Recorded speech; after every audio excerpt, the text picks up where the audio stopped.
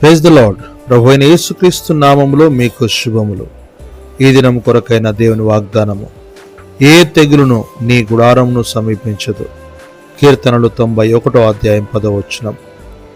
ఇది దేవుని అద్భుతమైన వాగ్దానంలో ఒకటి. నాటి ఇశ్రాయేలు ప్రజలు ఐగుప్తులో బానిసలుగా ఉన్న సమయంలో కలిగిన 10 తెగుళ్ళ నుండి దేవుడు వారిని తప్పించెను.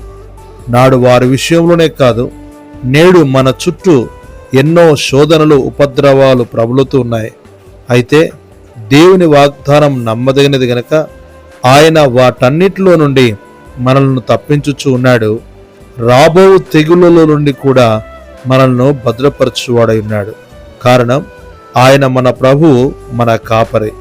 యెహోవా నా కాపరి, నాకు లేమి కలగదు అనే కీర్తనాకారుడు సెలవిచ్చినట్లుగా ఆ ప్రభు అయిన యేసుక్రీస్తును ఎవరు కాపరిగా కలిగి ఉందరో వారిని ఆయన కాపాడువాడై ఉన్నాడు.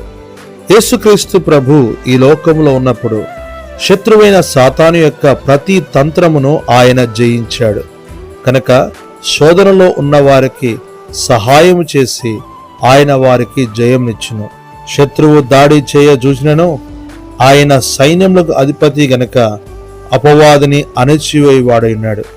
ఈ నూతన నిబంధన కాలములో ఎవరు యేసుక్రీస్తును విశ్వసించెదరో వారికి ఆయన సమస్త జ్ఞానమునకు మించిన దేవుని సమాధానమును వారి హృదయములలో నింపి ఆయన వారి తలంపులకు కావులుగా ఉండి వారిని రక్షించువాడై ఉన్నాడు.